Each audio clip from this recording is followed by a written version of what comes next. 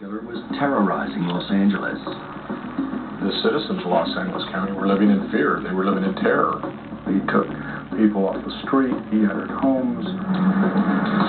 His age of victims ranged vastly, and the manner in which he killed changed constantly. He struck at random in the dead of night. No one was safe. We were working 16, 18 hours a day, 7 days a week, and we still could not stay up with him. We go inside one of the largest manhunts in history, an investigation that followed a bloody trail of murder and mayhem to catch the merciless killer known as the Night Stalker.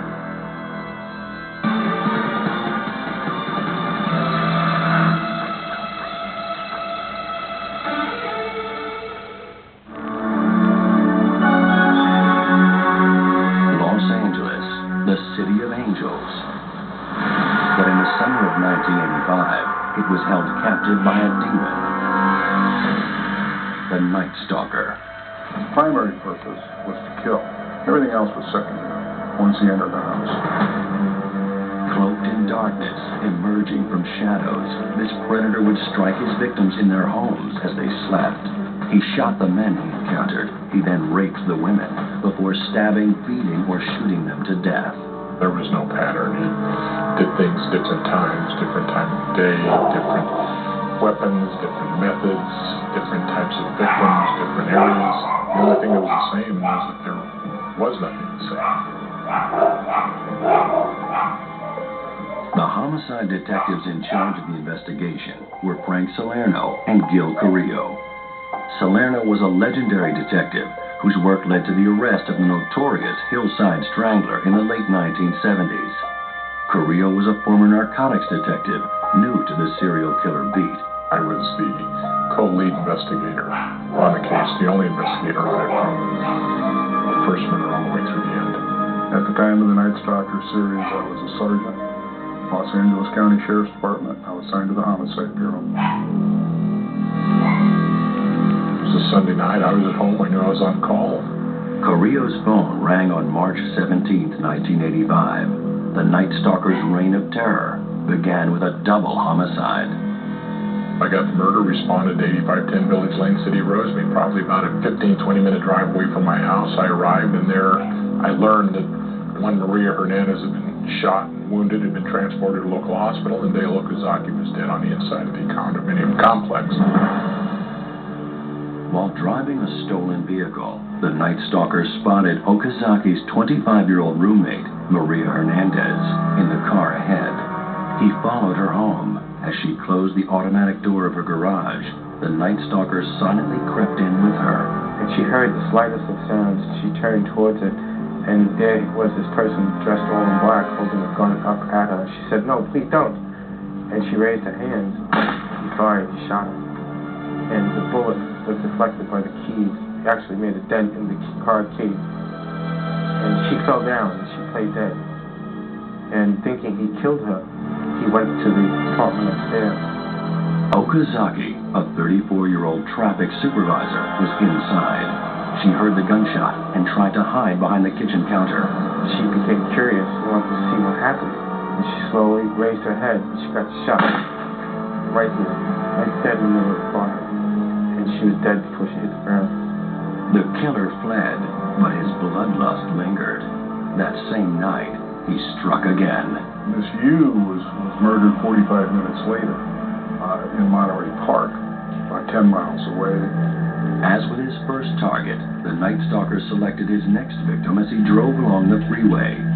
Her name was Silin Yu, a 30-year-old law student.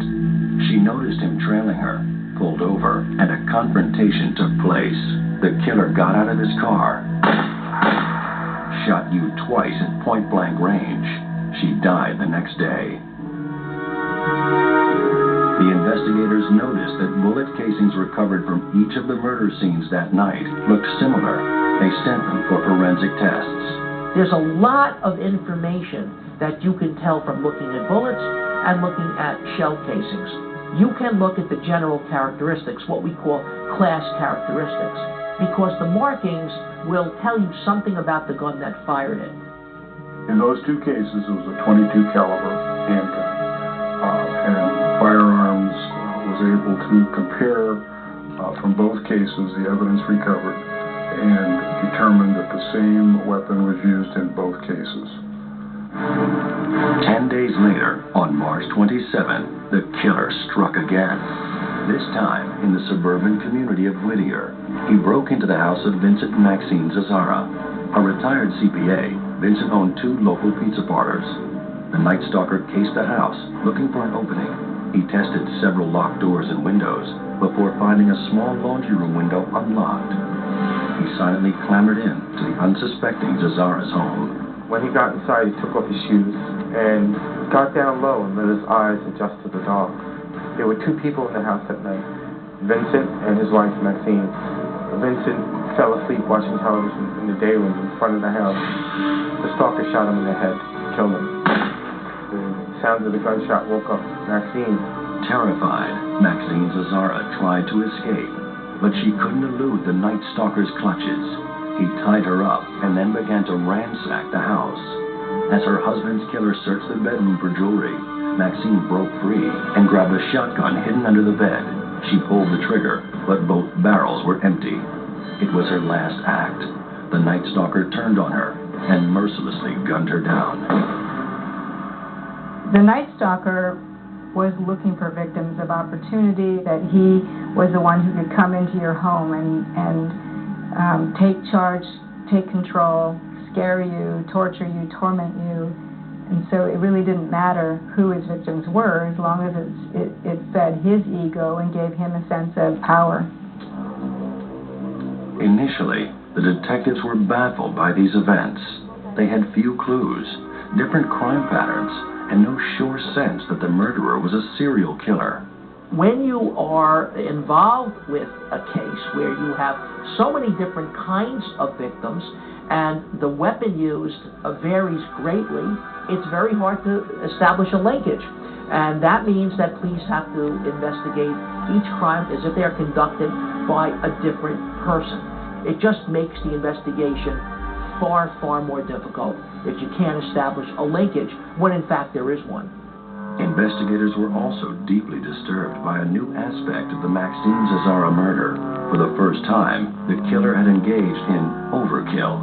Well, overkill occurs when a perpetrator does something to a victim that goes well beyond what's required just to kill the person. They might stab hundreds of times, or they might torture them, or do post-mortem mutilation. In this case, the Night Stalker gouged out Maxine Zazzara's eyes.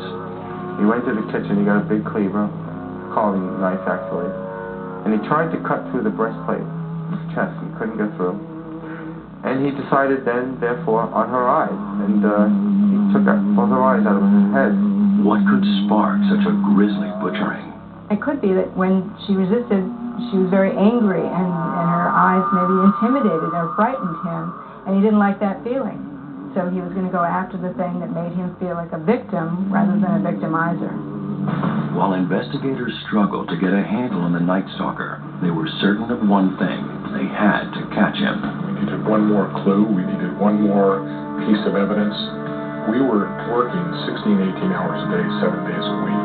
We still could not stay up with him. But the Night Stalker was far from finished. He continued to run amok in one of the world's biggest cities. His savage, random rampage striking fear into millions of homes across Los Angeles and beyond. For months, detectives were chasing shadows and struggling to track down a serial killer striking at will.